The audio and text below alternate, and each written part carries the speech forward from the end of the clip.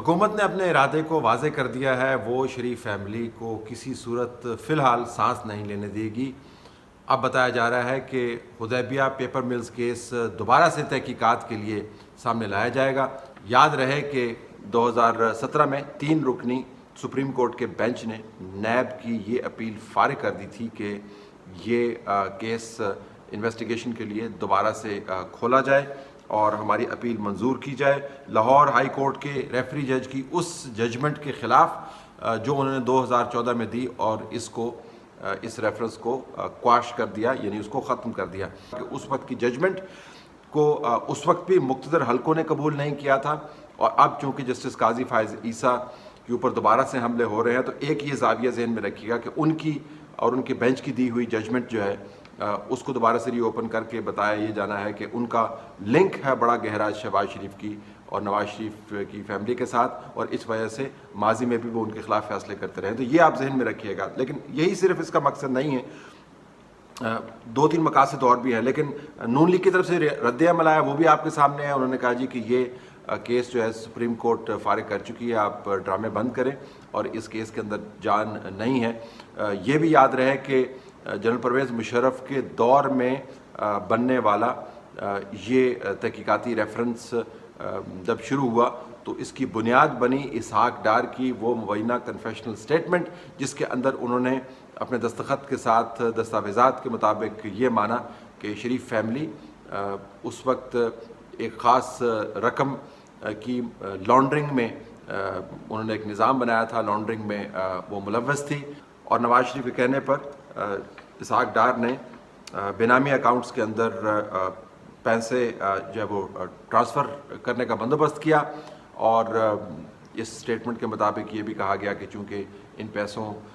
کا ذریعہ وہ ثابت نہیں کر سکتے تھے تو لہٰذا ان کو یہ روٹ اختیار کرنا پڑا۔ تو یہ وہ کیس تھا۔ اس کے بعد یہ چلتا رہا، جنرل پرویز مشرف کے دور کے اندر 2014 میں اس کا اختتام ہوا، 2017 میں نیب نے اس کے اوپر اپیل فائل کی اور سپریم کورٹ کے ججز نے اس کو فارغ کر دیا۔ تو اب دوبارہ سے اس کو کھولا اس وجہ سے بھی جا رہا ہے کہ حکومت وقت کا مقصد ہے کہ اپوزیشن کو ان کیسز کے تمام جو گورکھ دھندے ہیں اس کے اندر الجھائے رکھے۔ اس کے بڑے فوائد ہیں۔ ایک تو یہ کہ اپوزیشن کو سانس لینے کا موقع نہ ملے اور وہ ہر وقت یا رد عمل دیتے رہیں اور یا پھر اپنی وضاحتیں دیتے رہیں۔ اس کیس میں بالخصوص چونکہ تمام کی تمام فیملی اس کے اندر انوالو ہوتی ہے، مریم نواز سمیت، تو اس کی اہمیت اس وجہ سے بھی بن جاتی ہے کہ تمام کی تمام فیملی کے اوپر گرفت جو ہے وہ حکومت کی پروپیگنڈے کی حد تک وہ قائم رہتی ہے۔ جب آپ اس کیس کی بات کرتے ہیں تو آپ ایک فرد کی بات نہیں کر رہے، آپ صرف شہباز شریف کی بات نہیں کر رہے، نواز شریف کی بات نہیں کر رہے، آپ مریم نواز کی بھی بات کر رہے ہیں اور تمام شریف خاندان کی بات کر رہے ہیں، اور بیچ میں ظاہر ہے اسحاق ڈار بھی اس کے اندر ملوث ہوتے ہیں۔ تو پورا کا پورا خاندان جو ہے وہ پھر وضاحتوں کے اوپر چلا جاتا ہے، اور سیاسی جماعت عملاً اہم معاملات سے ان کی توجہ ہٹ جاتی ہے جن کے اوپر توجہ دے کر وہ حکومت کو امبیرس کر سکتے ہیں۔ تو یہ بہت افیکٹو اسٹریٹجی ہے۔ تو اگر آپ آنے والے دنوں میں اگر اس کیس کے اوپر مزید بات ہوتی رہی تو آپ دیکھیں گے کہ مسلم لیگ نون کی طرف سے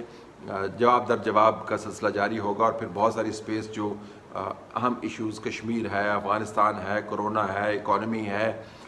گورننس کا نظام ہے، ان تمام معاملات سے ہٹی رہے گی۔ تو ایک تو یہ بڑا دلچسپ ایشو ہے۔ دوسرا جو مقتدر حلقے ہیں ان کے لیے یہ بڑا ضروری ہے کہ شریف فیملی کو کہیں یہ گمان نہ ہو، تمام تر مفاہمتی پالیسی اپنانے کے باوجود شہباز شریف کی طرف سے، کہ دے آر آف دا ہوک۔ تو اگر آپ نے ان کے ساتھ اہم معاملات کے اوپر نیگوشیشنز کرنے ہیں تو 3-4 تلواریں ان کے سر کے اوپر لٹکی رہنی چاہیے، اور تلواروں کی مختلف قسم کی اقسام ہیں، جس کے اندر تذلیل کی تلوار بھی ہے کہ ادھر سے یہ طے کیا جاتا ہے کہ ان کی ضمانت ہونی ہے، پھر ضمانت ہونے میں دیر ہوتی ہے، یہ طے کیا جاتا ہے کہ ان کو ملک سے باہر جانے کا ماحول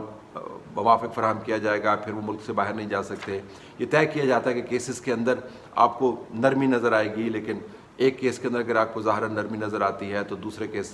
کے کھلنے کی آپ کو بات نظر آتی ہے، ایک نام ای سی ایل سے نکالتے ہیں تو دوسرے لیڈر کا نام ای سی ایل پہ ڈال دیتے ہیں۔ تو یہ جو گو مگو کی کیفیت ہے اور یہ جو حیرانی اور پریشانی اور توقعات اور خوف کی دنیا ہے، اس کو برقرار رکھنا نیگوشیشنز کے لیے بڑا ضروری ہے. تو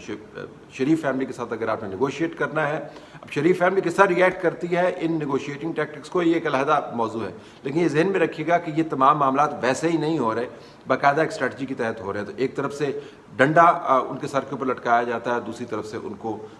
کنسیشنز آفر کی جاتی ہے. نیگوشیشنز کی بہترین اسٹریٹجی ہے. لیکن سب سے اہم جو اس کا فائدہ آپ کو نظر آتا ہے وہ یہ کہ حکومت اور اپوزیشن انہی معاملات کے اندر الجھے رہے ہیں. اب آپ دیکھیں کہ عمران خان صاحب جو ہے اور ان کے جو فرنٹ کے جتنے آدمی ہیں وہ تمام کے تمام جو ہے وہ لگے ہوئے ہیں کیسز کو, پرانے کیسز کو دوبارہ کھلوانے کے لیے, جوڈیشری کی ججمنٹس کے اوپر سٹیٹمنٹس دینے کے لیے, یہ بتانے کے لیے کہ شریف فیملی جو ہے اس نے کس طریقے سے ملک کا بیڑا غرق کیا, اور دوسرے درجے میں پیپلز پارٹی کے اوپر بھی وہ غصہ نکالتے ہیں. عمران خان صاحب جو خود ہیں وہ پمس کا ایک ایسا دورہ کرتے ہیں جو پہلے سے طے شدہ ہے, اور اگر آپ ویڈیوز دیکھیں تو آپ کو نظر آتا ہے کہ یہ کوئی اچانک دورہ نہیں تھا. عمران خان صاحب کے کیمرے کے اوپر آنے سے, ماسک پہننے سے لے کر دورے کے اختتام تک اس میں آپ کو کہیں پر بھی نظر نہیں آئے گا کہ یہ اچانک دورہ تھا. اور یہ پمس وہ ہاسپٹل ہے جس کی انتظامیہ نے گیٹ کے اوپر یہ لکھ کے لگایا ہوا ہے کہ اب ہوا تھا چند دن پہلے تک کہ اس کے اندر مزید بیڈز کی گنجائش نہیں ہے, تو اور ہماری جو فل ٹو کیپیسٹی ہم یہاں پر کام کر رہے ہیں. تو اتنا پیسفل وارڈ, اتنے آرام دہ قسم کے حالات, یہ وہ پمس تو نہیں ہے جس پمس کو ہم جانتے ہیں. تو آپ کو پتہ چلتا ہے کہ عمران خان صاحب اپنے گھر سے تقریباً 11 کلومیٹر دور ایک ایسا ہاسپٹل جس کے اندر ان کے من پسند کے لوگ انتظامیہ کے اندر موجود ہیں, ان سے بات چیت کرتے ہوئے نظر آتے ہیں. اور جو بڑے ایشوز ہیں افغانستان کے اندر وہ آپ کو جنرل قمر باجوہ جو چیف آرمی سٹاف ہیں اور ڈی جی آئی ایس ہے جنرل فیض حمید وہ طے کرتے ہوئے نظر آتے ہیں. تو جس وقت عمران خان صاحب پمس کا دورہ کر رہے تھے اس وقت جنرل قمر باجوہ اور جنرل فیض حمید افغانستان کے اندر برطانیہ کے فوجی نمائندگان کے ساتھ تمام تر پولیٹیکل لیڈرشپ افغانستان کے ساتھ بات چیت کر کے وائنڈ اپ کر کے وہ واپس آ رہے تھے. یہ تصاویر آپ کو نظر آتی ہیں. تو آپ کو ایک واضح کنٹراسٹ نظر آتا ہے کہ حکومت وقت جو ہے اس کا فوکس کن ایشوز کے اوپر ہے جو بالکل میننگ لیس قسم کے, پوائنٹ لیس قسم کے ایشوز ہیں, اور جو اصل کام کرنے والے ہیں وہ کون لوگ ہیں. تو اگر آپ ان دونوں امیجز کو دیکھیں, عمران خان صاحب پمس کے اندر اور جنرل قمر باجوہ اور D G I S general Faiz Hameed Afghanistan کے اندر, تو آپ کو پتہ چل جائے گا کہ اصل میں اس ملک کی باغ ڈور جو ہے اور اس کے اہم فیصلوں کے ذریعے جو ملک کا مستقبل جو شیپ کیا جا رہا ہے وہ کن لوگوں کے ہاتھ میں. اب حکومت اس انتظام سے خوش ہے کیونکہ ان کے لیے یہی کافی ہے کہ ان کو بہت زیادہ بادر نہیں کیا جاتا. ان کے مشران جو ہیں وہ عمرہ کر لیتے ہیں, ان کو وی آئی پی ٹریٹمنٹ مل جاتی ہے, وہ بیانات دے دیتے ہیں, وہ ٹویٹ کر دیتے ہیں. تو ان کو جو گورننس کے معاملات ہیں ان سے کوئی تعلق نہیں ہے. پھر ان کا ظاہرہ غصہ نکالنا جو فیوریٹ ان کا پاس ٹائم اور ہابی بھی بن گیا ہے کہ اپوزیشن کو دھر رگڑا دینا. تو حکومت اس کے اندر خوش ہے, اپوزیشن حکومت کے ان حملوں کا جواب دینے میں مصروف ہے. عدلیہ کے سامنے اس طرح کے کیسز کی بھرمار کر دی جاتی ہے اور جو اصل گورننس ہے وہ کہیں اور ہو رہی ہے. وزیر اعظم عمران خان کی ٹیم پہلی مرتبہ یہ کام نہیں کر رہی, لیکن انکریزنگلی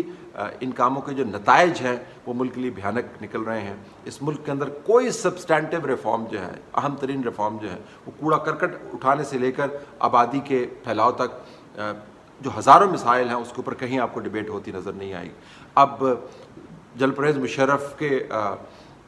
بالکل طاقت کے آغاز میں بننے والا جو کیس ہے وہ سن 2021 کے اندر دوبارہ سے کھولنے کی بات کی جا رہی ہے. اس سے آپ کو پتہ چلتا ہے کہ موجودہ نظام جو ہے وہ حقائق سے کتنا کٹا ہوا ہے اور حکومت کا فوکس کتنے پیٹی اور چھوٹے ایشوز کے اوپر ہے. لیکن یہ بالکل ڈیلیبریٹ ہے. حکومت سمجھ رہی ہے کہ بڑا کارنامہ کر رہی ہے, اپوزیشن اس کارنامے کا جواب دیتی ہے, تمام پولیٹیکل انرجیز اس کے اندر انویسٹ ہو جاتی ہیں, لیکن اصل میں جو نقصان ہے اس قوم کا ہے جس کو اہم ترین فیصلوں کے اوپر اہم سیاسی بحث چاہیے اور وہ بحث مکمل طور پر ندارت ہے. تو اگر عمران خان صاحب پمس جا کر ہی خوش ہیں تو ان کو پمس بھیج کر ہی خوش کر دیا جاتا ہے, اور اگر ان کی ٹیم جو ہے اپوزیشن کے اوپر حدیبیہ پیپر ملز جیسے کیسز کو